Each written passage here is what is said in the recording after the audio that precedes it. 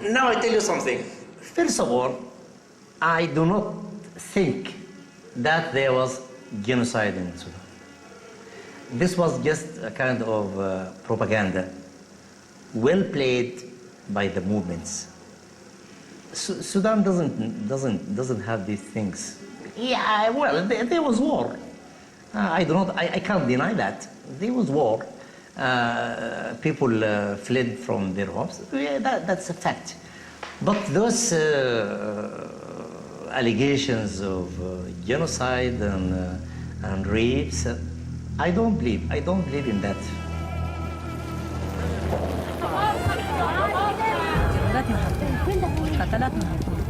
أنا ذاته من نفسي سكني محروقة دكاني محروقة عندي 5 أطفال ال3 حرقهم لي في النار و2 ضربوهم بالسيف.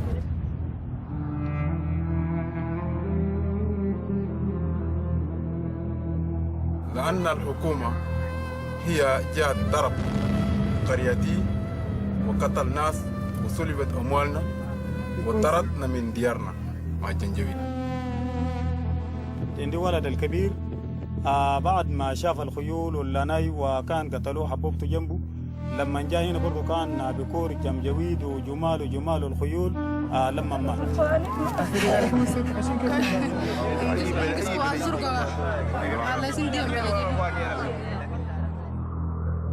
حكومة صعب. مو بيضربوك كده أنا شفتها بعيني ما نرجع كله موت.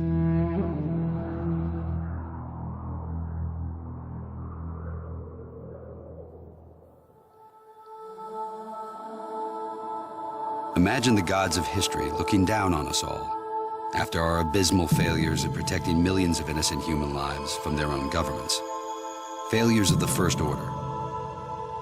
And imagine them saying to us, we'll give you another chance, but this time, so as to be sure you get it right, we'll do it in slow motion, and we'll call it Darfur.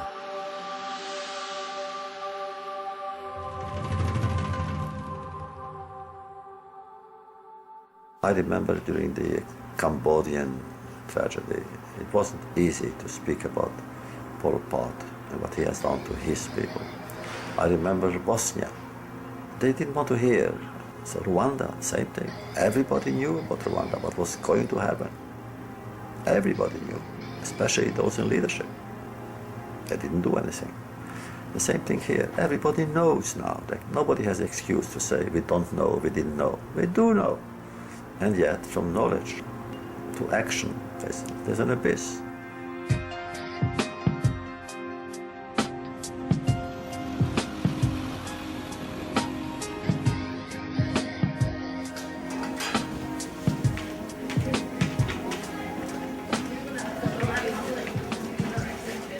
The community of advocates around Darfur is as broad as it is, I think largely because Rwanda had acquired such a cultural force. People losing their family members, and the Rwandan genocide anniversary, the 10-year anniversary, was a very, very useful moment. And because the onset of major violence in Darfur roughly coincided with those commemorative moments. I think maybe if they can hear what happened to you, what you went through, and then after that to hear that we did nothing, you know what I mean? Yeah. After the Holocaust, decent people all over the world said never again. But then it happened again. It happened in Rwanda. 1 million people in 100 days were murdered by hand, mostly by being hacked to death with machetes. It's happening again, right now, in the Darfur region of Sudan. Every moment people are being killed as we sit here and do nothing about it.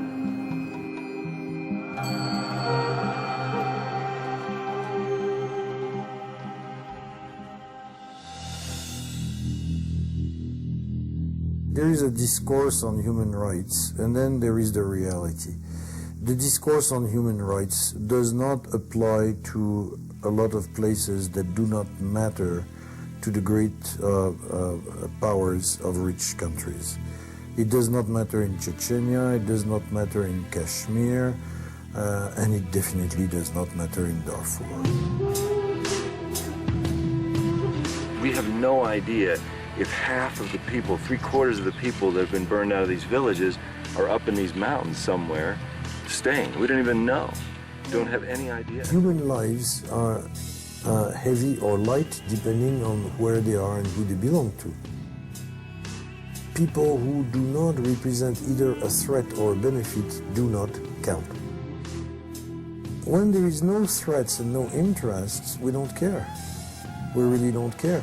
The only thing we have to do is to pretend to care.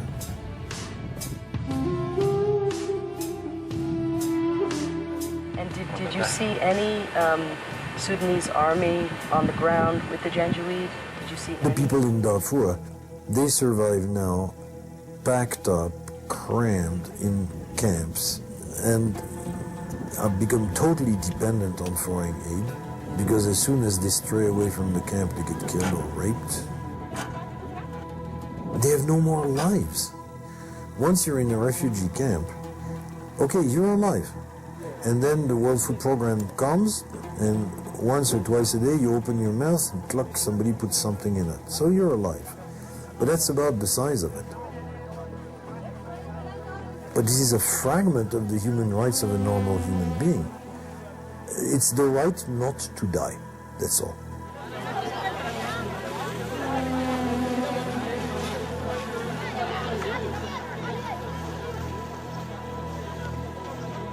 نعم هو يوجد حقوق الإنسان على مستوى العالم لكن في السودان لا يوجد حقوق إنسان في السودان لا يوجد حقوق إنسان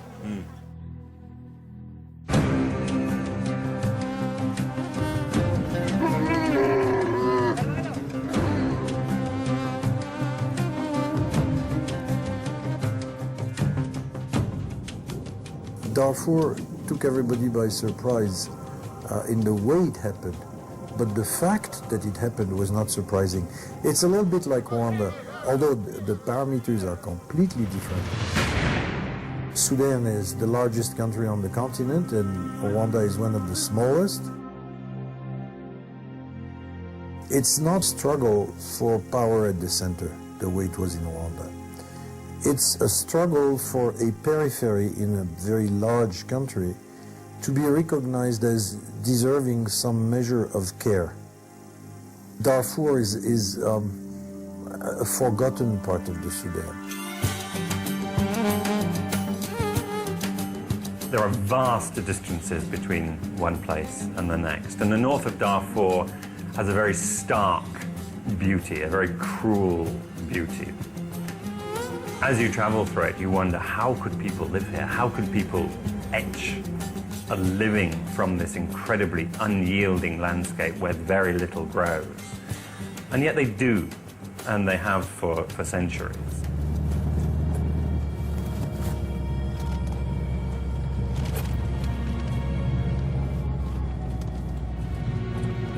I think my coming to Sudan is not a mistake. It's something that I prayed for. Inside the squalor and uncertainty of Darfur's internally displaced persons, or IDP camps, more than 2 million non-Arabs hang on to a thread of life. Each one tells a similar story. Burned villages, murdered families, forced from their land by a government who wants them gone. Sabina Blay, a Ghanaian police officer, is one of 1,200 unarmed civilian police men and women of the African Union Mission in Sudan, or AMIS. Violence against women, and it's related. They are charged with monitoring security in the scores of IDP camps throughout Darfur. The first time I saw that human beings are living in that condition, I broke down.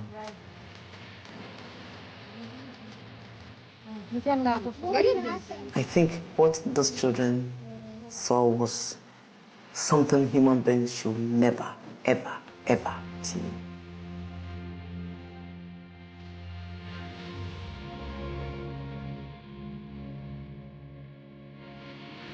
This one. The mother is also dead. Their sisters. Their sisters. Their mother died yesterday. So who is taking care of them? Their father. I saw the sadness in them. They needed somebody who could touch them. They needed love. They needed a little comfort. They needed care and attention. Because the parents who are supposed to do that are they themselves need it. ماشيين وجايين عشان ناخد حواء. Okay? How is it then that millions of innocent people could end up in camps like this one, without money, without hope, without loved ones, having witnessed unimaginable violence?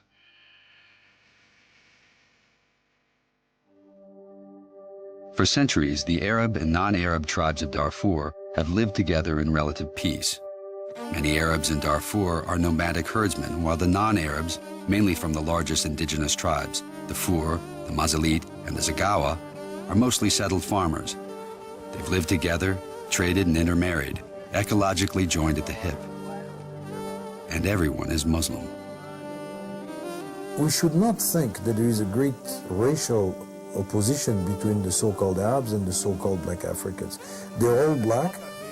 Practically everybody speaks Arabic. But the difference is, do you speak it as your mother tongue or do you speak it as a second language? For those whose mother tongue was Arabic, 1956 marked the beginning of their hold on power. When Sudan won its independence from Britain, political influence was consolidated within a few Arab tribes around the capital of Khartoum. Independence also marked the beginning of a policy of neglect for outlying areas like southern Sudan and Darfur.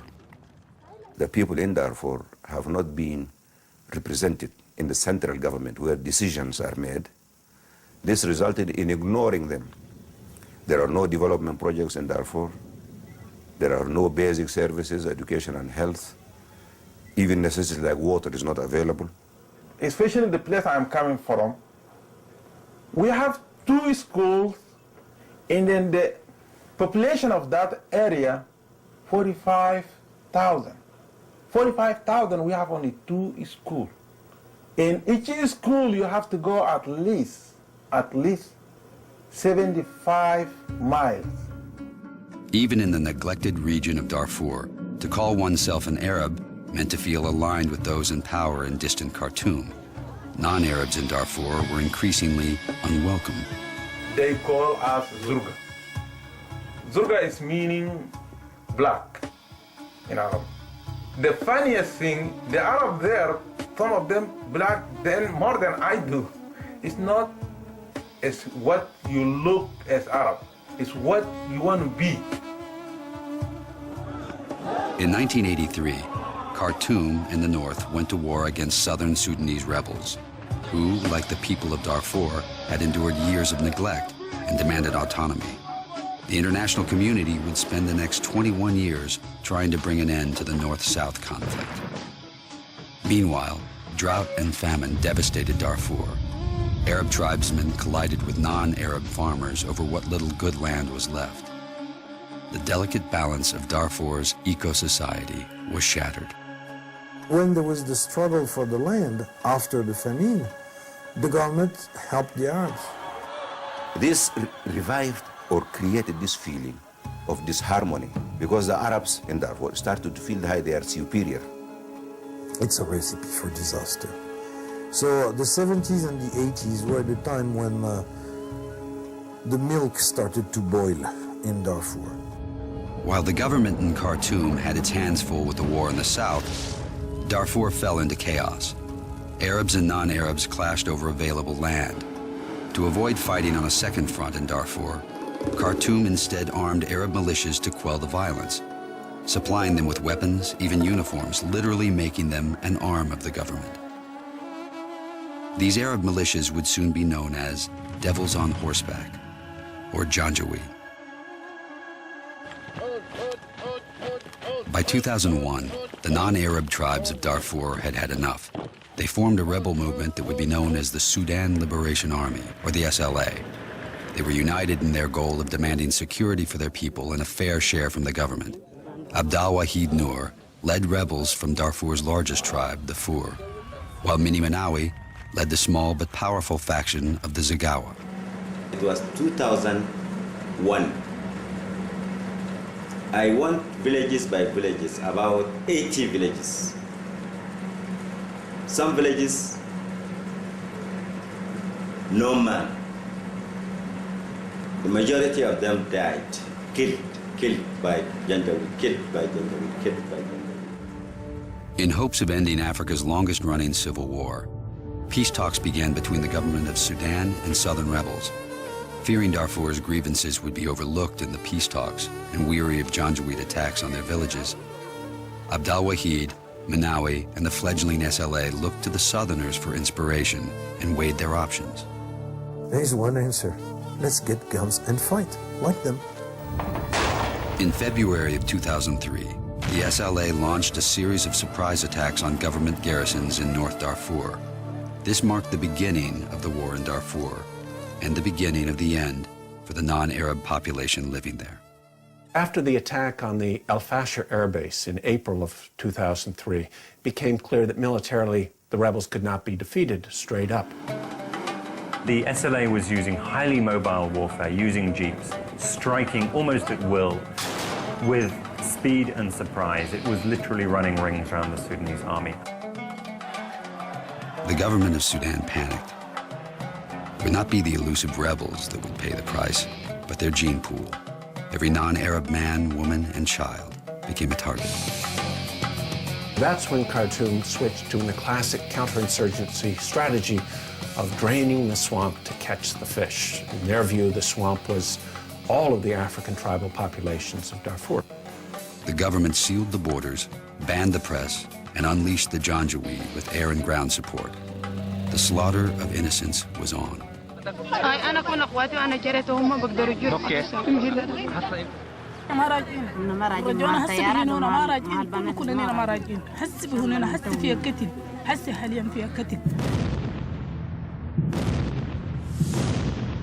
These forces swept across northern and western Darfur and destroyed hundreds of villages in an extraordinarily cruel and systematic campaign of destruction, of slaughter. And it won. It worked. By early 2004, as many as 100,000 non-Arabs had been murdered, more than 1 million had been displaced, and nearly 200,000 more had fled across the border into Chad. But for America and the international community, there were more pressing issues in Sudan. In 2003 and 2004, the U.S. was obsessed with getting this peace deal between the southern rebels and the government. Darfur was a distraction. The government that is systematically brutalizing the people in one part of the country is not exactly a trustworthy partner in terms of making peace in the long term in another part of the country. But that wasn't the way this administration looked at it. It really decided to focus on the bird in the hand. You know, let's get this deal, let's lock it in, and if that means muteness on Darfur, so be it. It is time now for leaders assembled here to complete the final stage of this marathon. The government of Sudan kept the focus off Darfur and on the North-South peace talks. Darfur was successfully cleansed of its non-Arab population. When they were finished, they signed the deal. By that time, pretty much all of the villages of non-Arab descent were burned in Darfur.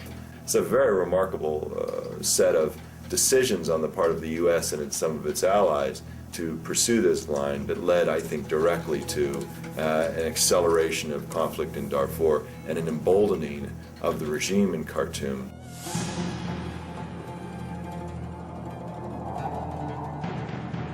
The Sudanese government fundamentally was correct that it could succeed in driving people from these villages and killing hundreds of thousands without paying a major international cost.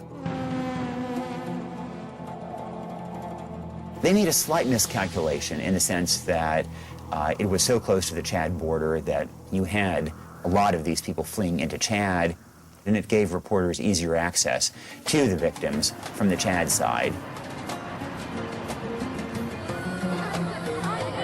And so I went to Chad, got to the border, and was just blown away by what I saw.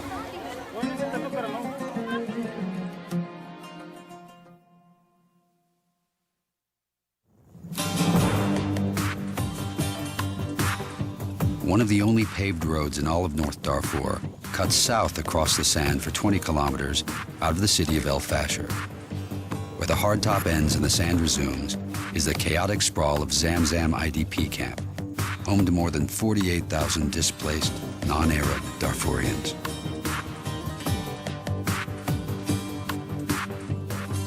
But on the outskirts of Zamzam camp, like most IDP camps in Darfur, are armed Janjaweed in government-issued military uniforms. اليوم جبنا شربة موية عطشانات. الحكومة السودانية؟ الحكومة السودانية. يس. ده الحراسات بتاعت المال ده عشان نخاف الحرامية والنهب والجناية كده. هاي. احنا هسه كده بالليل المال ده كله عندنا طبعا الجمال ديل وعندنا هسه الغنم مشت قدام. اوكي. واصله الحكومة يعني جندينا ومدينا السلاح ده عشان حراسات للمال ده طبعا طوربور انت عارف بيسوقوا الغنم بيسوقوا الجمال بيسوقوا اي حاجة. At home in Ghana, Sabina Blay supplements her meager police wage by selling cases of soft drinks. When she arrived at the Zamzam IDP camp and learned of the government's widespread use of rape as a tool of terror, she created a forum for the women of the camp. But you don't put her in there. With the help of an interpreter, Sabina and the women are slowly breaking down the cultural wall of silence around rape. But there is nothing Sabina can do for the women of the Zamzam Forum when they leave the camp, as they must, to collect firewood or food. Today, Sabina Blay and her colleagues from the African Union respond to a plea for help. Where is your mother? وين أمك؟ Inside. السلام عليكم. حواء. Oh no, what is wrong with you? You said what is wrong? She's bleeding. What happened? حصل لك شنو انتي؟ والله عندي هم بس زي شهر ونص كده مشيت الزر زول كده ما في رفعت القصب ده شديت الثقيل عشان كده نزلت تاني مشيت فاشر كمان من رقدت شو مرة بعدين. Okay. She said she was pregnant for months and a half. And she went to farming and she fell down from donkey. Nobody was her. Can she walk? تقدري تمشي؟ هسه. Although Hawa claims to have fallen from a donkey, Sabina and the others suspect otherwise. It's another woman very sick. She's part of the forum. Yeah. She can't walk. We just want to bring them to the hospital. They just drop them. No problem. Okay. No problem. Salami. Having written a 600-page book on American responses to the major genocides of the 20th century, I was sitting with my mother peacefully on a Sunday in the 21st century, and she is reading the newspaper and she puts it down. She says, "You are a bystander." And I said, "Mom, please, I can't. I'm working on something else now." She's like, "There is genocide in Darfur," and Nick Kristof says there is. Normally, as a columnist, I kind of bounce around from one area to another, and so I wouldn't routinely go back to Darfur. But the images of that first trip kind of haunted me. I decided to go back a couple months later, went hundreds of miles further to the north, and reached an oasis where there were about 30,000 Darfur refugees sheltering under trees, and they had nothing. And so I just went tree to tree, talking to the people underneath. Under the first tree that I visited, there were two men. One had been shot in the neck and in the jaw. His jaw had been shot away. Under the next tree, I met a woman whose parents had been killed and thrown into a well to poison the wells. Under the third tree, there was a woman whose husband had been killed in front of her. Her two children had been grabbed and killed, and then she and her two sisters had been kidnapped, gang raped, and left naked in the desert. Everywhere, in every direction, there were more trees and more families where people had exactly the same stories. And it was really at that moment that I just was overwhelmed by the scale of the atrocities going on. Did the Janjaweed say anything? Did they say why they were attacking the prostitutes? لا لا لا من تعب يجوب كويرن أي كان وارن درك ياو كاك إن ياو خلاص ما تأكل سهلة جكم أنقل وارا من تما سالون أي حاجة. Nick Kristof, New York Times, March 24th, 2004. The most vicious ethnic cleansing you've never heard of is unfolding here in the southeastern. It is a campaign of murder, rape, and pillage by Sudan's Arab rulers. While Americans read Nick Kristoff's alarming reports over their morning coffee, tens of thousands of terrorized men, women, and children continued to flee across the border. Hundreds of thousands more were chased from their homes and made their way to makeshift camps inside Darfur. Many had been adrift or hiding in the desert for weeks, even months, without food or water. What the Janjaweed and government had started, hunger would soon finish. I should have been having that conversation with my mother in 2003, but as is so often the case, it just took time for even non-governmental groups to see that there was something sui generis, something truly different and horrific about this violence. Nobody had ever heard of Darfur, except those who work in the region. And because I've been working in Chad on another project, I was very aware of the situation in Chad. So when the crisis in Darfur started, I was one of the first to be sent to Darfur.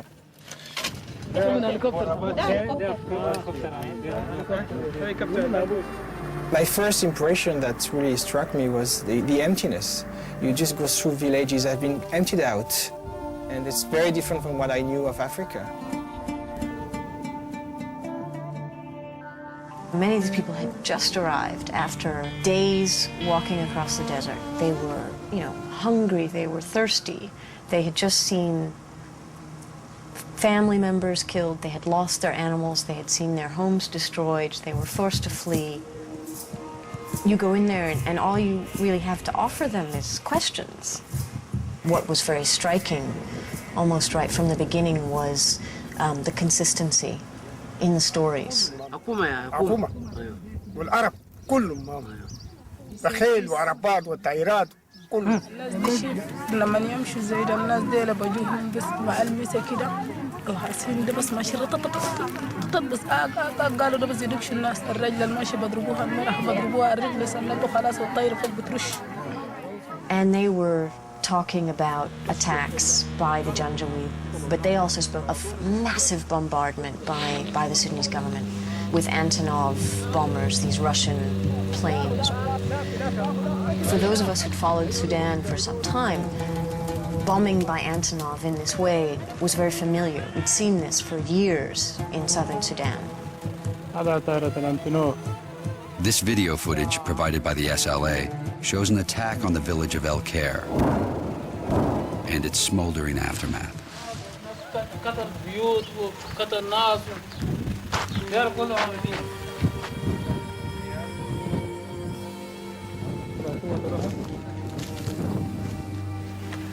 هذا البيت كنت ابنه صغير الششر كان عمره 8 سنين وما زال كنت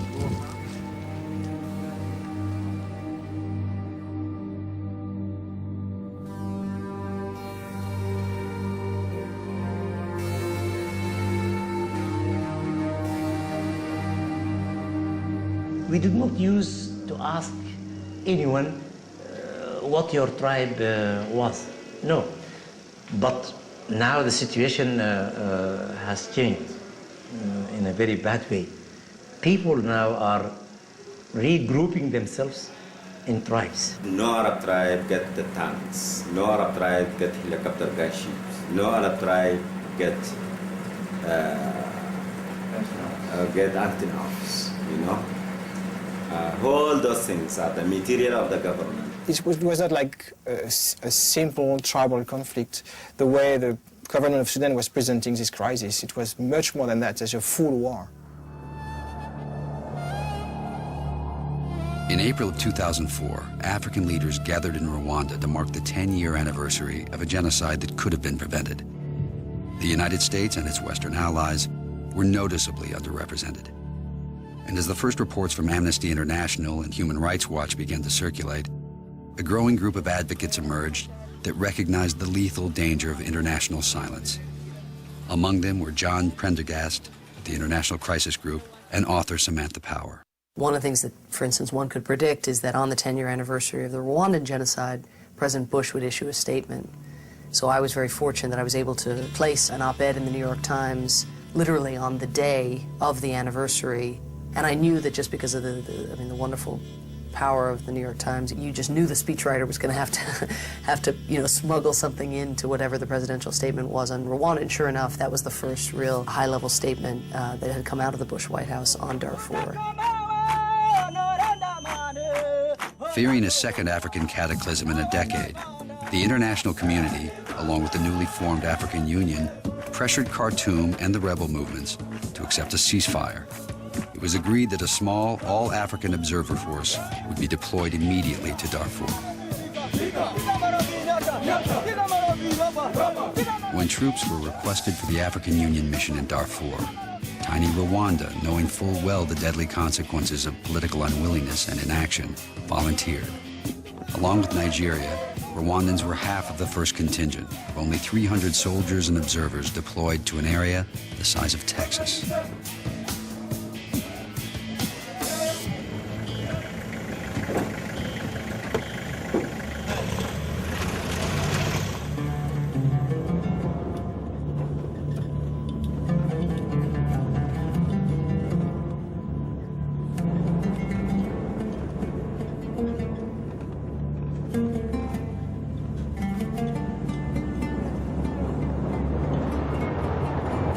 Initially, a very small force went in. The mandate was the big first point of division. The African Union went to negotiate a mandate that protects civilians with the government of Sudan. And the government of Sudan said, no way. So the African Union turns around and looks for muscle and backup from the Americans and the Europeans, and we both were under the table at that point because we didn't want at that time to support a larger force with a stronger mandate because all of our money and effort at that time was going to Iraq and Afghanistan. So it started out on a very weak footing with a almost useless mandate of observation of a tenuous ceasefire that was breaking down everywhere. The city of Tawila in North Darfur had long been a vibrant center of regional commerce. But the war in Darfur became a waking nightmare as the city and its neighboring villages came under frequent attack. For the survivors of Tawila, there is no doubt about who's responsible.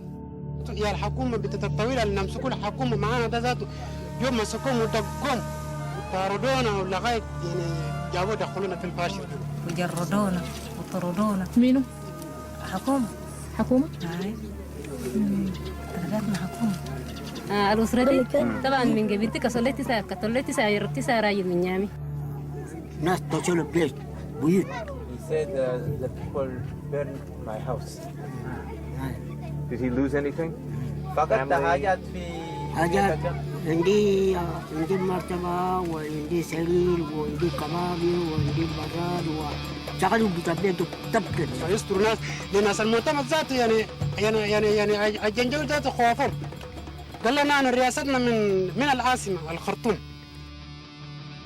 Those who remained to be near their land settled into the Dali IDP camp just outside the city. Tawila became home to an Amish military group site, MGS Tawila, and a tragic example of the Amish mandate to observe and not protect. The population around Tawila, what they expected from AU, from us actually, is to help them fight back. We had to explain over and over again that the mission is to observe the ceasefire agreement. And if somebody violates the ceasefire, we will take a report.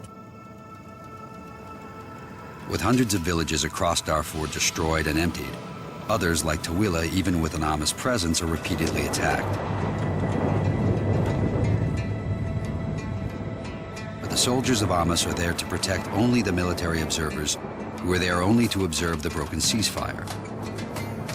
Tragically, they can do nothing as previously displaced innocents are displaced again at the Dali IDP camp. As you can see, the place is empty. There's no one. They were attacked by the Jews and Janjaweeds on 10th December. 25,000 people. 25,000. So they've all run away. There's no one here.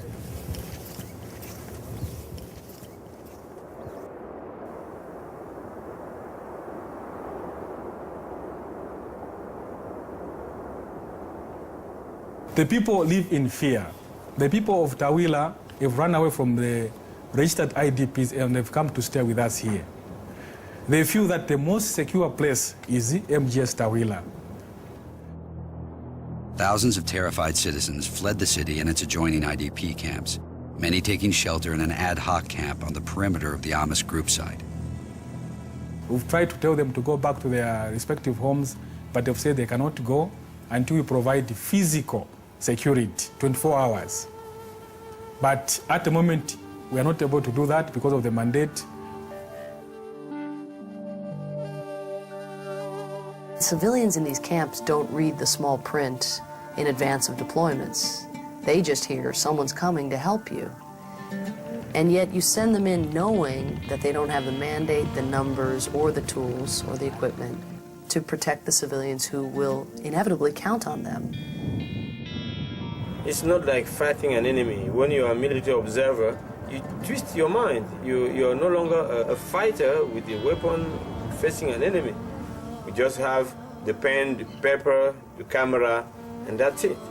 That's what our job is all about. On September 29, 2005, a convoy of yellow government trucks carrying men and supplies stops between the Amos group site and the city of Tawila. Villagers make their way to the safety of the Amos group site, where Major Collins Undua and his soldiers can only watch and video what happens next.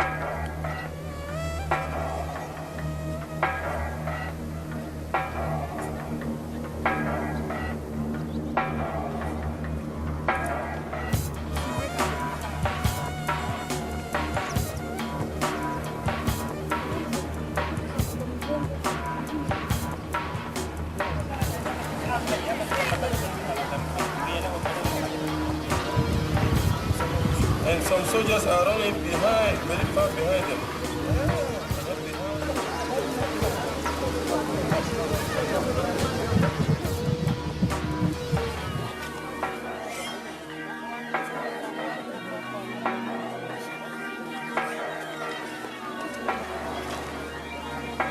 Where are the guarantees? Where are the guarantees?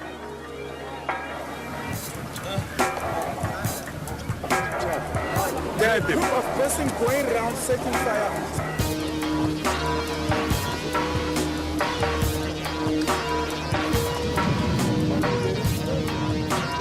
While the city burns again, government thugs fire into the Amos group site.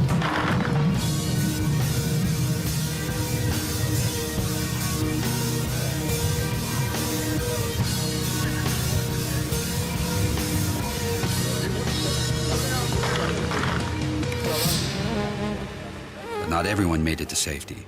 These Amos photographs are yet more evidence of the targeting of non-combatants.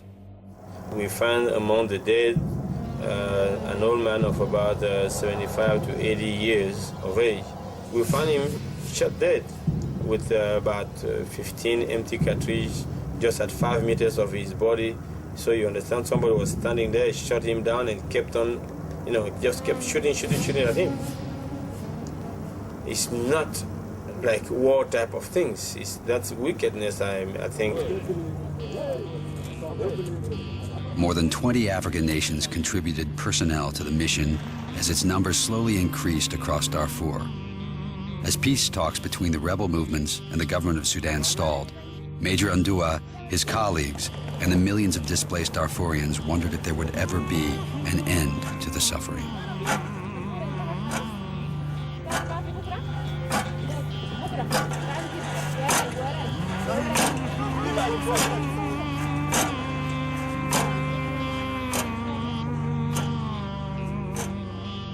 Sometimes you come back in the evening, you want to eat, you don't feel like eating. You look at the children that they don't have food, they don't have meals. You really feel bad.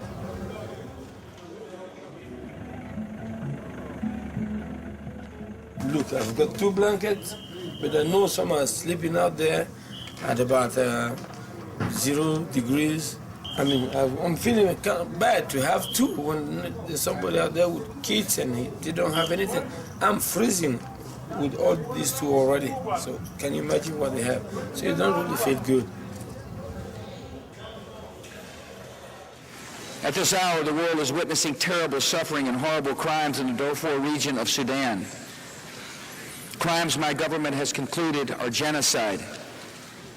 The world, the government of Sudan, and the people of Darfur braced for America's response to the most profound of human crimes.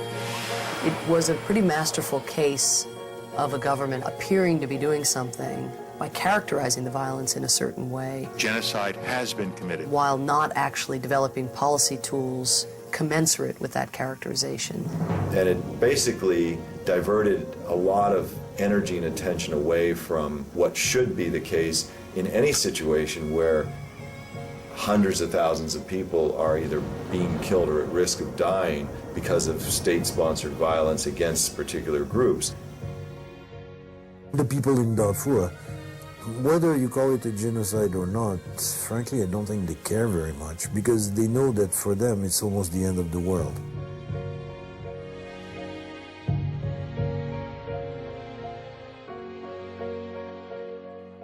Let us say you denounce the government of Sudan as genocidal. What next? Then don't you have to arrest the president and to do something? We're looking for a solution to the problem. And the solution doesn't lie in making radical statements. Ultimately, the collateral consequence of using the word, my fear was that it would not be stopping the crime, but debating the word. Sure enough, in this case, Kofi Annan, in the aftermath of the State Department's use of the word, appointed a commission that spent 4 months looking into whether or not this was a genocide. Not with figuring out, how to ramp up the African Union, and none of the operational questions that we know need answering, but instead further litigation of whether what was happening was, really bad or really, really, really bad. Secretary of State Colin Powell, with my concurrence, declared the situation a genocide. Our government's put a lot of money to help deal with the human suffering. You're satisfied the U.S. is doing everything it can do? I'm satisfied we're doing everything we can do.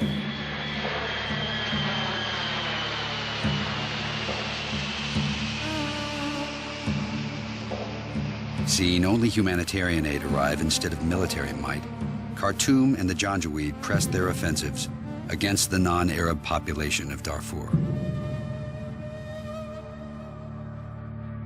2 years into the conflict, impunity reigned in Darfur. Hundreds of thousands of displaced Darfurians were trapped in violent, no-go areas beyond the reach of aid agencies. Aid convoys were attacked by Janjaweed and rebel forces alike. Aid workers were harassed, arrested, even killed. Hamas forces began escorting aid convoys, but it wasn't enough.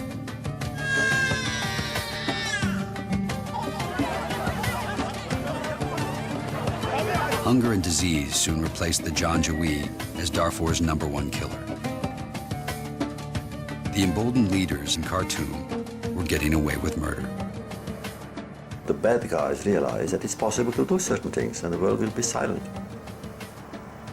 People don't want to listen, because to listen means to be involved, and they don't want to be involved. They say, well, it happened there, it's happening there. We mean there. There is here. Nick Kristof, New York Times, March 27, 2004. For decades, whenever the topic of genocide has come up, the refrain has been, never again. Some 1,000 people are being killed a week. Tribeswomen are being systematically raped. 700,000. And Sudan's army is even bombing the survivors. And the world yawns. The news media traditionally have done a lousy job covering genocide. In World War II, my newspaper, the New York Times, published 24,000 front-page stories during the Holocaust, and of those, 6 on the front page described attacks on Jews.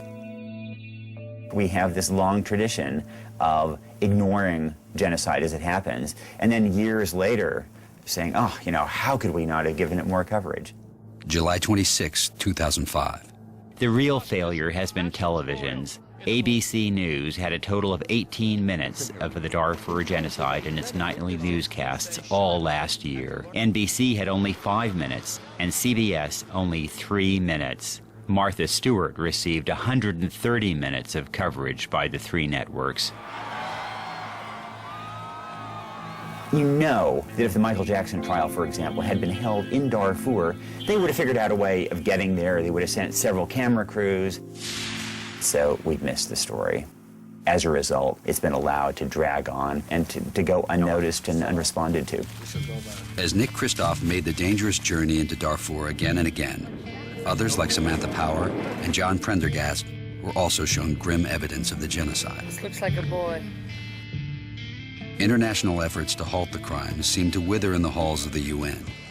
America's denunciation of Darfur as genocide sounded more and more like bluster.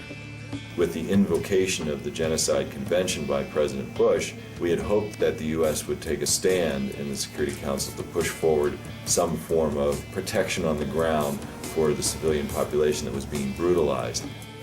The Chinese are a real obstacle, and there's every reason to believe that they may go to the mat to protect Khartoum. China's a net importer of oil and has been since 1995, and Sudan is their premier source of offshore oil. Protected on the Security Council by Chinese and Russian veto power, the architects of the genocide could proceed in Darfur with impunity. The meeting is adjourned. The voice of a great power would still not rise above the United Nations and stand up to genocide. What is the UN? Largely, it's 191 member states, each of which have their own reasons for not wanting to do anything risky in dangerous places. Now, if you're talking about stopping Rwanda or stopping a contemporary genocide like Darfur, that requires being willing to do something risky in a dangerous place.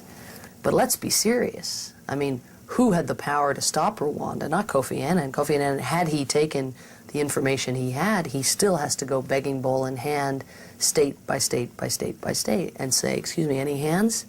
Anybody ready to go? And during Rwanda and now during Darfur, the answer again and again, in unison by member states, is no. We don't want to go. Even as the screams of the dying and displaced of Darfur fell on the ears of uninterested policymakers, homegrown advocacy groups galvanized at schools, churches, and synagogues around the country. This is the worst humanitarian crisis in the world. Humanity doesn't get any worse than this. Most people don't even know about this. Sisters Riley and Hannah McDonald of Batavia, Illinois, invited survivors of the Rwandan genocide to address hundreds of fellow students. They hoped to connect the dots between non-response in Rwanda and what was happening in Darfur. For me, what hurt me the most is when I got here is finding out that people don't care. That's it, unless you guys have any questions. Okay, I'd just like to say that all of this completely blows my mind. I am just like, why would they send people over there if they couldn't protect them, or if they, well, I know that you said it was safe just to have them there, but it just seems crazy that they send people over there and not allow them to protect them or anything like that. I don't understand. If you could help me out, great.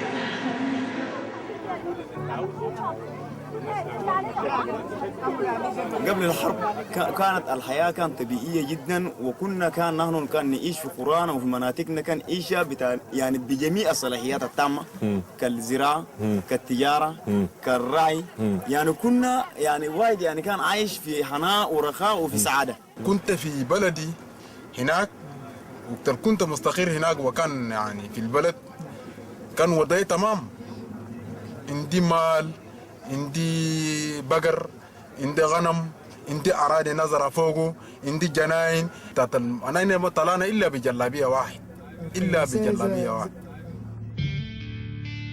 You have to remember that most people who are coming to live in these camps live in small villages. Overnight, you're totally dependent on a relief agency for everything. To go from a life of self-sufficiency to just such dependence. ومرتاح وحر في بلدي، لكن حتى الآن أنا زي في القفص في معسكر كلمة. أنا في القفص لا نطلع بمسافة كيلو ولا في سكة حديد. ما الرجل ده كم هسه أنا زي اللي وجلدوني هلاني ده ما الرجل ده بقتل مرة ما برهني. Since I started the forum, those who talk about rape talk to me in confidence. It's not easy to ask directly about rape. Throughout Darfur and the refugee camps of eastern Chad, the systematic rape of non-Arab women and girls has become a brutal tool of terror and genocide. The larger the camps have become, the further you have to go to collect firewood because all the trees right around the camp and the brush around the camp is gone. So these women and girls who've been going out are just sitting, you know, they're sitting ducks for the militiamen and sometimes bandits. Women to risk rape is seen as a lesser evil than, of course, men risking death. Sabina suspects Hawa Bashira's injuries are not caused by a fall from a donkey. She takes her to the clinic inside the camp to be examined. After the stories she's heard from other women, Sabina has learned to be cautious. One said she was raped by 5 men.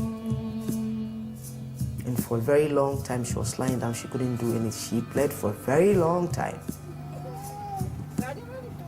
Will you tell your husband? He said no. Why? Because I tell my husband, he will become furious, get up and chase the people, and the war starts again. So I keep quiet. And when you become pregnant, I add it to my children.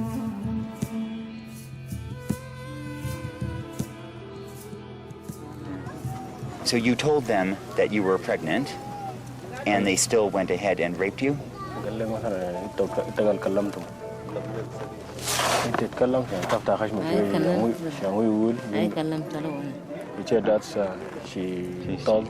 They could see that she was pregnant or not? The Sudanese government and the Janjaweed decided that rape was a very, very effective terror tool. Everywhere I went in widely different parts of Darfur, you heard the same story of the Janjaweed and soldiers picking out women, gang raping them, often in the most humiliating ways imaginable. New York Times, June 5th, 2005. Gang rape is terrifying anywhere, but particularly so here. Women who are raped here are often ostracized for life, even forced to build their own huts and live by themselves. Most girls in Darfur undergo an extreme form of genital cutting called infibulation that often ends with a midwife stitching the vagina shut with a thread made of wild thorns. This stitching and the scar tissue make sexual assault a particularly violent act.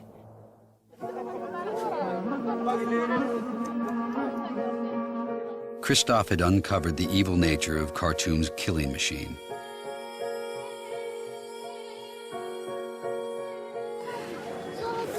Like the case of 19-year-old Nora, who had fled the village of Baba and its fruit orchards, arriving in Kalma camp, home to more than 120,000 IDPs.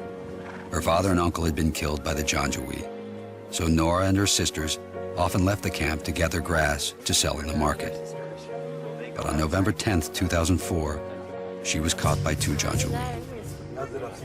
لابسين كعك أخضر وكلهم لابسين بوت وعيون بيسلام ما جروني ودقوني نزلت في محل راب وزرين يعني صورة شديد أيوة شرط لي ملابسي من اللبسان والبلوزة أخذوا برضو فرتق نفس بتاعه كله أنا بسأله خالص لو فلاتة والعربي ده بسأله. When they killed people, that was over quickly. When they raped women, that undermined the culture and the society for years to come. It's very hard. It's very hard to talk, especially in my tribe. Especially in my tribe. Rape culture. It's just not in a rape culture. This is unacceptable. We see it better to you die and then they bury you instead to see these things.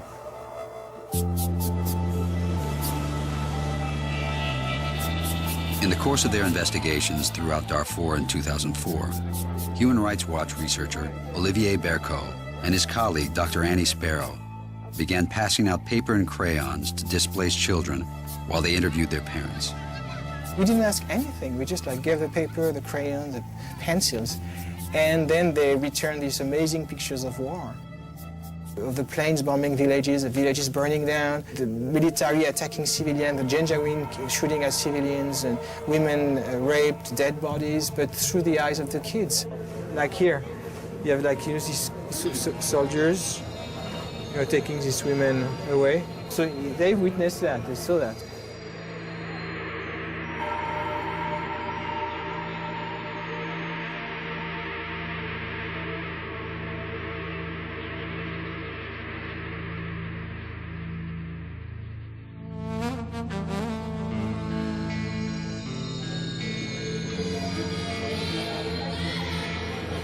Civilians being shot at, and the plane bombing.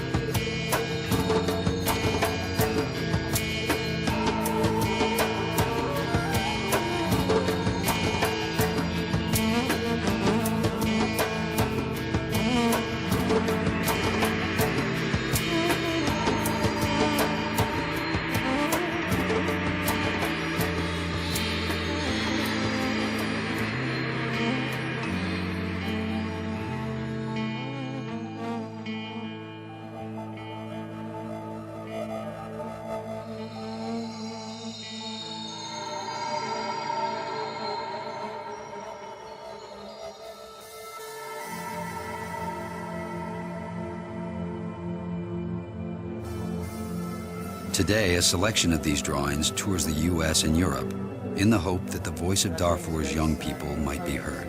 No, this one is one of the main everything. Yeah, and she said that, she was very cute, very candid, and she looked at me, so we asking that, what that? Oh, that's my heart, it's burning, and this is a tank. And then she said, and this one, she said, oh, that's a woman. And we asked her, why is she painted in red? And she said, because she has been shot in the face, She looked at me just like something normal. But for Hannah and Riley McDonald, the drawings have awakened in them their own moral voices. And I can't even understand it even when I go back and think about it. We've heard all these stories, and when Happy and Frida were telling, Happy was telling what happened to her family, her mom, her dad, her sisters, her nephew. Happy lost her entire family. Not just one person, but her entire family. I can't even imagine that. We sit in class and we talk about the Holocaust and about how people failed to do anything. You learn about it and you cry about it and you're angry about it, but then when it's happening, then it just becomes different because, I think a lot of people don't know what to do. Tonight at 7 o'clock here, we're going to have a candlelight vigil. You can hear more from these people. If you'd like to buy a green bracelet to support this, please come find me. Thank you so much. I don't want this to become 800,000, just a number in our history book. I can see that happening. The mere fact that we have the ability to make another being's situation better, that's enough of a reason to do so. Before, ignorance was a good excuse. Now you know. Yeah. So if you don't do anything, you have to live with that. Nick Kristof, New York Times, May 3rd, 2005. The last time Mr. Bush let the word Darfur slip past his lips publicly was January 10th. So today marks day 113 of Mr. Bush's silence about the genocide unfolding on his watch. We have, vast numbers of photographs of atrocities taken through the African Union. We have extensive documentation of every village that has been attacked through satellite photography. We have the names of kids who've been tossed into wells. The problem is not that, whether we know that atrocities are definitely taking place, we know that, and still we can't act. There's a reason that we're not doing more. There's a reason that President Bush calls it genocide and then doesn't act commensurate with the crime. After September 11, given the rich information vein. I was very surprised when I heard that the CIA had a close relationship with Sudanese intelligence. It's just nothing I'd ever heard about. You had all sorts of radical Islamists coming into the country and making Khartoum home, including Osama bin Laden. They had files on bin Laden and al-Qaeda members who lived in Sudan with him, material that we weren't going to get anywhere else and that was quite useful. Today we've had a national tragedy. Things quickly changed after 9/11. Either you were with us or you were with the terrorists. They legitimately were concerned that the United States might launch a military attack against them for being one of the state sponsors of terror. And they began coughing up information very rapidly. After 9/11, an intelligence partnership was forged between the CIA and the government of Sudan. The United States now had at least two reasons not to push Khartoum too hard on Darfur. There's no question that the Sudanese government has won points with the United States by cooperating in the war on terrorism. The administration, they held fire on Darfur also as a means of trying to preserve the North-South Accord. I mean, if you can resolve that conflict, that is a significant achievement. By early 2005, the Sudanese government had violently displaced 1 out of every 6 of its own citizens, not only in Darfur, but in other regions of the country as well. So why then are the architects of these crimes treated in normal diplomatic terms at the negotiating table and on the world stage? And who among us will be charged to protect these millions of innocents from their own government, who would have them dead?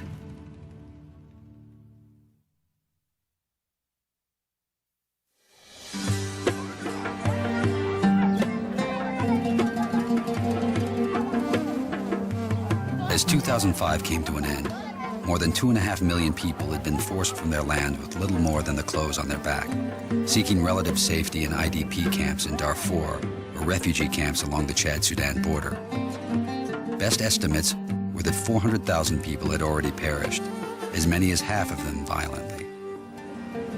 The 7th round of Darfur peace talks dragged on into the new year in Abuja, Nigeria. By now, the SLA was torn apart along tribal lines between Malawi's Zagawa faction and the 4 leader Abdel Wahid. Khartoum blamed the movement's infighting for the lack of progress. A peace agreement seemed out of reach.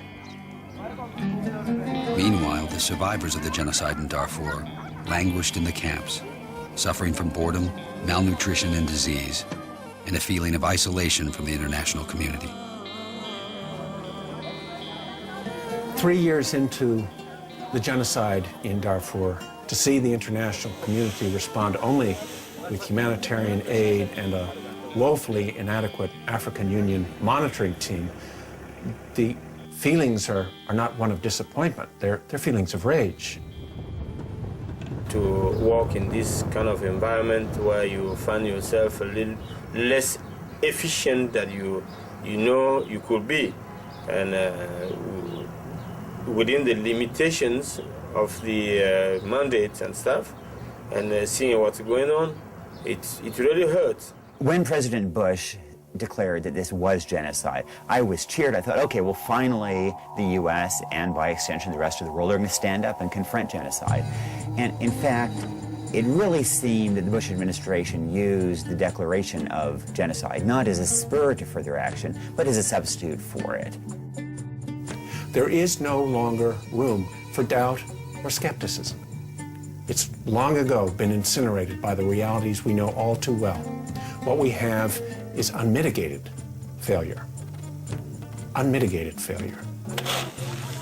When one asks, 3 years in, why is Darfur being left to its own devices? Why are those people simply being fed and not being protected and not being returned to their home? The answer is everyone wants them to be safe, but nobody wants to make them safe.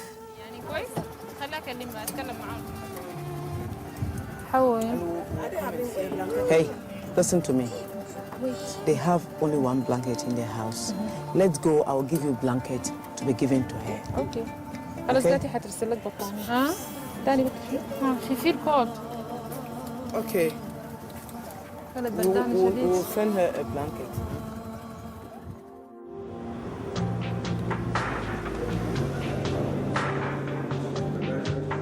This is the place I mentioned to you outside where a group of 10,000 civilians came running and they just gathered in the vicinity of the AU base. In Sudan, we have interests. We have senators led by you. We have members of Congress. We have constituent groups all across the country and significant constituencies that care That the protection forces aren't actually willing to do the work, so it actually makes them...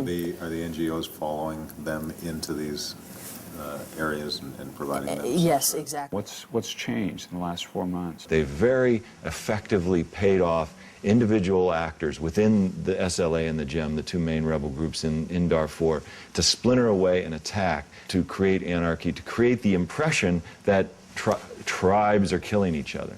So that now you have high-level officials of the U.S. government coming out and calling it tribal conflict.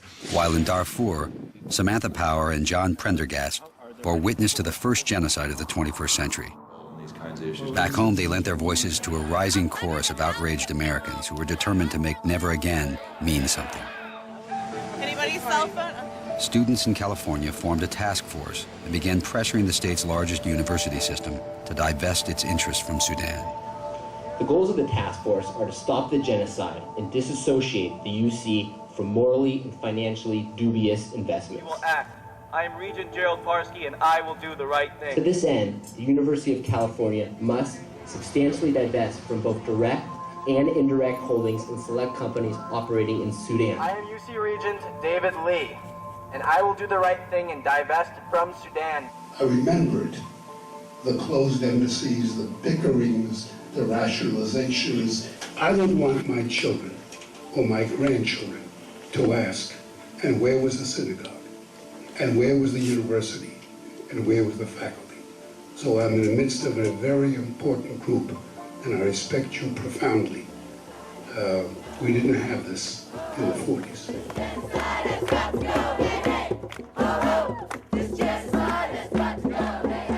The issue has never been a confusion over what's actually happening in these places. I mean, part of the reason we don't use the word genocide is we don't want to stir up a constituency. Well, in the case of Darfur, that constituency is stirred. The domestic advocates have done really a heroic job.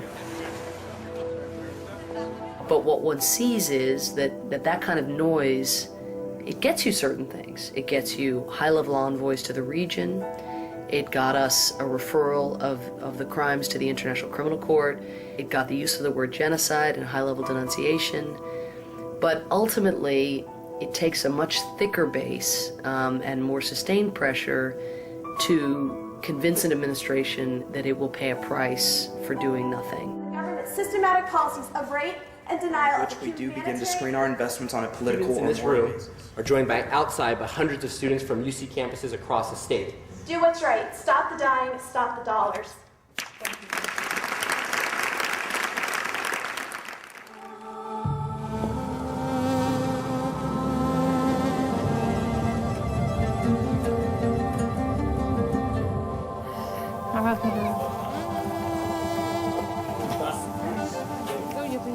You take it to her.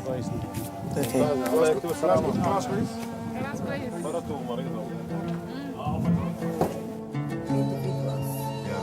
Sabina Blay and her Amish colleagues persevere, waiting for a robust international force with a meaningful mandate to intervene.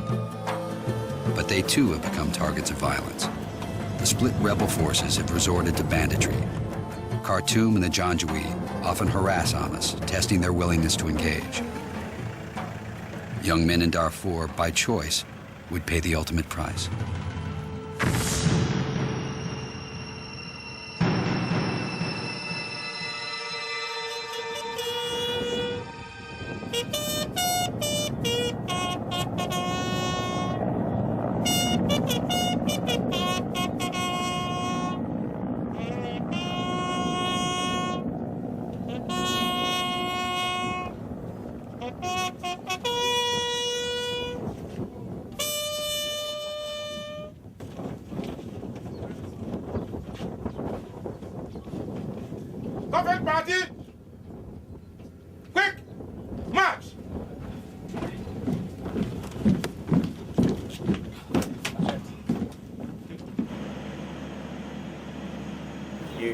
not really satisfied with what is going on. But in the other hand, I feel happy to have participated in AMIS mission, African mission in Sudan. Can you imagine if AU was not there? It would have been total war, like, huge killing and stuff. If there is even no money at all, many of us will continue and think about the money later on and say, hey, I've got to continue.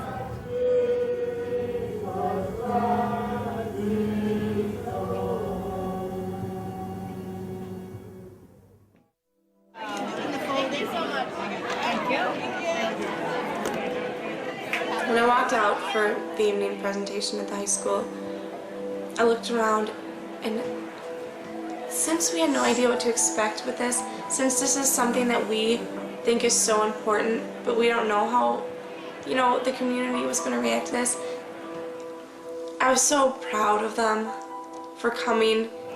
These people that were there, they were there because they wanted to stand up. They wanted to help. They weren't there because their teacher made them. I just wanted to know if anybody close to you guys died. After the Rwandan genocide, Senator Paul Simon said that if only 100 people in every congressional district had written to their member of Congress demanding action, that, in fact, the political system would have kind of lumbered to action and stopped it.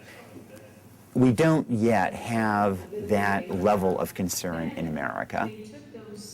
When that level of concern rises, then, in fact, the political system will rise up and the genocide will stop.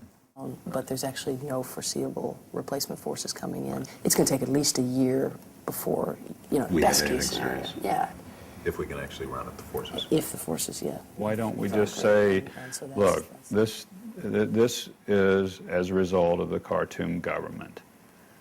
And this has to stop from this government, and we're going to sanction this government, we're going to isolate this government, we're going to do everything we can internationally to really pressure these guys. We've seen this play before. Two senators from opposite sides of the aisle have joined together to call for increased U.S. involvement in Darfur. Well, I think the United States is doing a lot, and I think we've done more than any other country regarding the genocide that's taking place in the Sudan. But it's not enough. And I would hope that the sense of urgency that's needed remains in the administration. This is really cool. These are people walking up from the metro station. And you just see this incredible string of people coming up from the metro.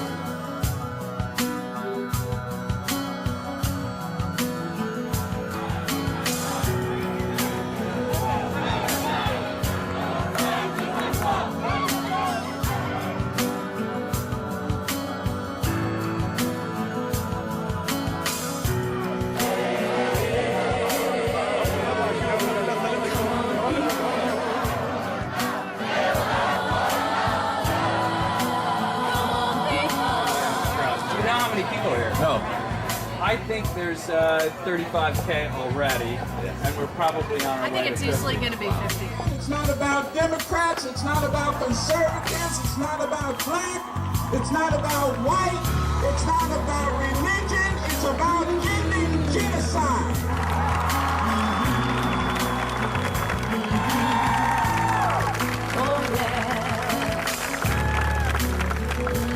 My name is Ali Wiesel. Darfur today is the world's capital of human suffering. Not to offer our help, not to urge our governments to intervene in any manner possible, is to condemn us on grounds of immorality. Today, we know what is right and we know what is wrong. The slaughter of innocents is wrong. 2 million people driven from their homes is wrong. Women gang raped while gathering firewood is wrong. Silence, acquiescence, paralysis in the face of genocide is wrong.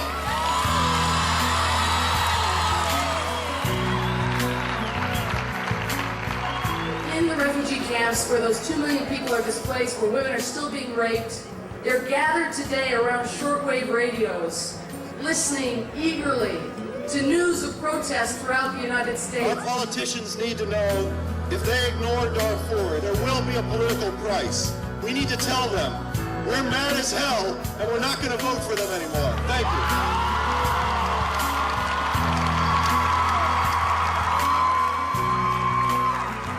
For the first time, they know they are not alone, and it's thanks to you. Thank you so much. It's like everywhere. It's Sudanese, it's Jewish groups, it's evangelicals, it's students, it's people who have crushes on George Clooney, it's Oprah watchers, it's Sports Center watchers, it's America. America had sent a message.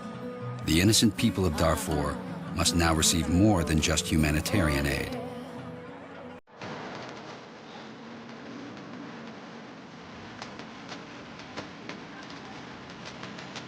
Two days after the Save Darfur rally in Washington, Deputy Secretary of State Robert Zoellick returned to the Darfur peace talks in Abuja. President Bush telephoned his counterpart in Sudan. It was clear that the U.S. would push for an accelerated conclusion to the peace talks. Khartoum countered with a promise. If a peace deal was reached, they would allow a UN force to replace AMIS.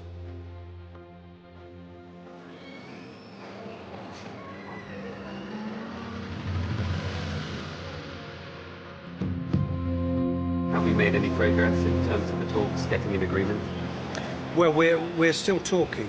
Over the last couple of days, Bob Zoellick and I have met the representatives of all of the movements and the government of Sudan. We've listened carefully to the points in particular that have been put to us by the movements, because of course currently they're saying they're not able to sign the agreement.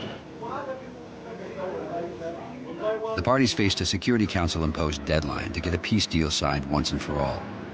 But the obstacles were considerable. Negotiators from the government and the rebel factions were divided by mutual distrust, even hatred. The seventh round of Darfur peace talks were in their 6th month. And then it came absolutely down to the wire. And today really is the crucial day, because the final deadline expires tonight. This is the moment, this is the best opportunity, and the people of Darfur need this agreement more than anyone else.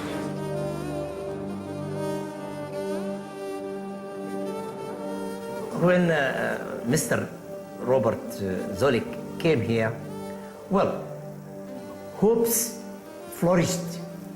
As a special advisor to the African Union mediation team, Alex Duvall was charged with holding together the fractured rebel movement. Through that night, the mediation had a succession of meetings with the movement, and we talked the whole night. Abdul Wahid had said he wouldn't sign, but he changes his mind from one moment to another. So you're not going to sign it? We are not going to sign it, that's true. There are 2 million people in camps. There are people dying every day. The people in Darfur need the leadership of the movements to seize an opportunity for peace. And that, frankly, is in question. So, we're going to be back at 9. I hope you don't mind if I try to just get a shower. Thank you. Thank you very much. Thanks so much. On the Friday morning, having been there all night, having extended the deadline into the following day, we still didn't know. I was asked by the chief mediator to prepare 2 statements. One in the case of failure, what he called the obituary, the other in the case of success, what he called the wedding announcement. And I had one in each pocket, if you like. People in Sudan are very thirsty for this peace. Even if the government wants to stop this momentum of peace, it can't. That morning, the deadline for peace came and went. Abdel Wahid, the leader of the 4 faction of the SLA, would not sign. He maintained that the hurriedly prepared agreement did not do enough to disarm the Janjaweed. Nigerian President Obasanjo pleaded with him again in front of the gathered dignitaries. Abdel Wahid resisted and walked out, taking with him the backing of the largest group of non-Arabs in Darfur, the 4 tribe. The groups had been agonizingly close to a deal that included Wahid, and the disappointed mediation team knew that without the 4, a peace agreement in Darfur could never work.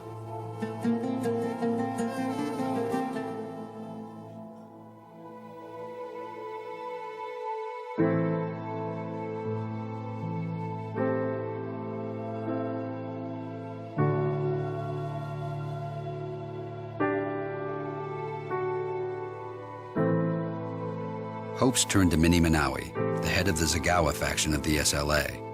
His forces had long been accused of human rights violations and were mistrusted by the majority of Darfur's people. But he was all that was left.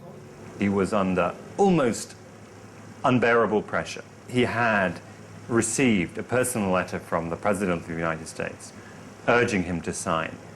We literally had no idea until he actually walked into the room as to whether we were going to have an agreement or not. But on Friday, May 5th, 2006, there was more on Mini Manawi's mind than an incomplete peace deal for Darfur. It was an attack of the Janjaweed in some areas, and they killed almost 8 civilians. One of them is my senior brother. A huge amount rested on this one man who had suffered personal grief that day, who hadn't slept in more than 48 hours. Manawi got news of his brother's murder just moments before he entered the crowded assembly. He knew the peace deal rested on his shoulders. Facing international pressure to sign and internal pressure from some of his commanders not to, Manawi weighed his options. Within the 2 months, I lost my father and my sister and my brother. This is the situation. But at the same time, I think they are equal with the other people who are dying daily. It's not different. We have to decide. This is supposed to be the time for peace. There were applause and cheers from the mediators and the dignitaries as the leader of the rebel movement, Mini Manawi, signed the document alongside a representative of the Sudanese government. As Mini Manawi shook the hand of the man representing those who had murdered his brother just hours before, he surely didn't realize that a hurried peace would divide his devastated homeland even more. And by the way, the government of Sudan has made it very clear that it would accept or actually welcome any United Nations intervention in Sudan after peace. But IDPs across Darfur erupted in violent protest to a peace deal they knew was signed under pressure. Ami's forces bore the brunt of the rage. Vehicles and police stations were destroyed, and an AU interpreter was hacked to death. But Ami's personnel bravely continued to do what they could to ease the suffering of Darfur's most vulnerable. Sis, where are you? I've been around. قلت لك نحن I هنا. went on leave. ومشت الإجازة. مشيت الإجازة. أنا قلت ما تجي. أنا أمشي الخرطوم كأنه. She said she don't think so. You will come back again. No, I'm not leaving. When I'm leaving, I'll tell you people. Why? Don't cry. Please don't cry. It's okay. I'm not leaving you. Okay? I have to. قلت لك ما تبكي ما حنخليكي. Okay. ما تبكي. Oh, please don't cry. ما Why? تبكي. She said God bless you. God gives them everything. And now her son is very well. Tell her it's not me, it's God. قلت لك ده الله يعني ده ربنا ما هي. And with their own cooperation. قلبه بنجد القلب بنجد النار بنجد القلب كم ما ودته هناك قده قال She said if you are not took him to hospital this time he will die now. شكرا. ما تبكي. ما تبكي. إن شاء الله هي معاكم هنا. Tell her you will be here with them. Yes. Yeah. When I'm leaving, I'll tell them. Okay. I'm not Okay leaving. now. Okay. And greet you. Okay. Okay.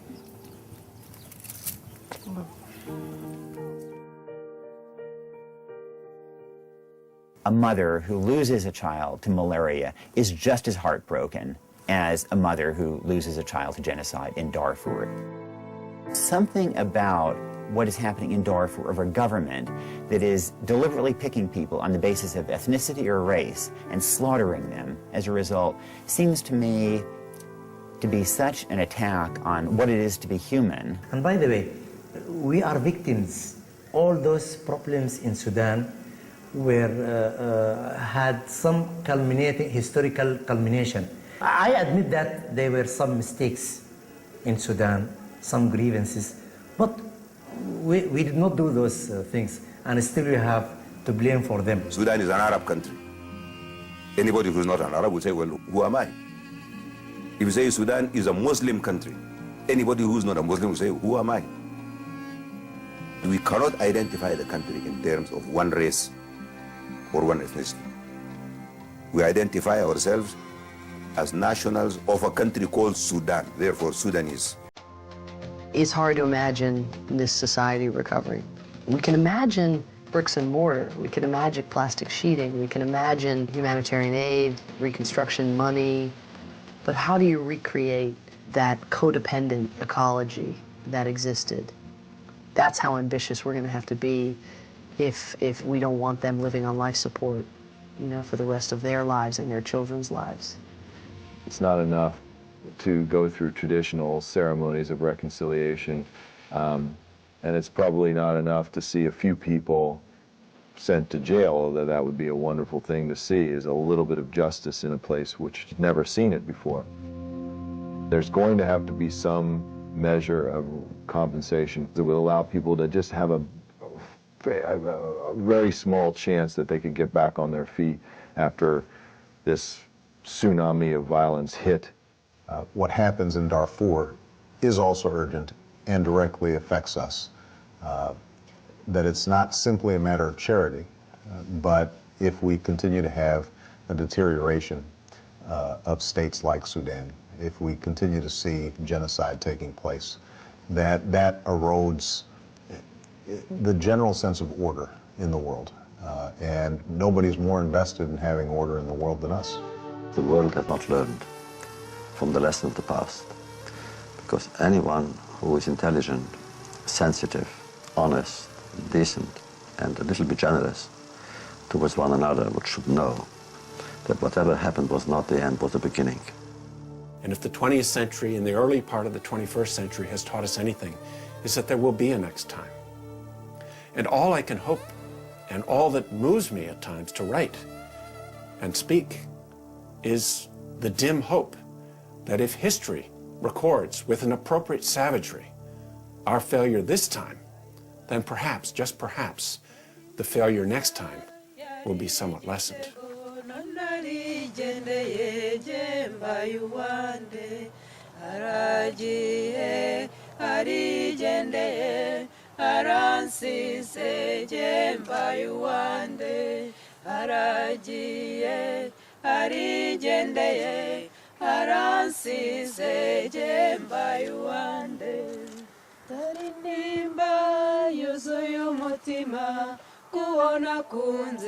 And for a few moments, a small town in Illinois became the beating heart of a good America. 3 women who know well the savagery of man reached out across time and oceans to brothers and sisters in Darfur. They sang for a greater good, for a future unlike the past, and recognized hope in the flicker of a tiny flame.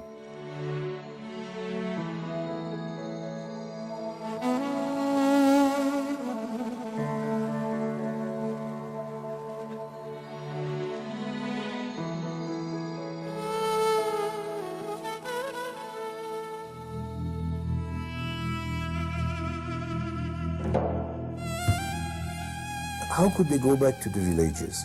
Their houses have been burnt. Their cattle has been killed.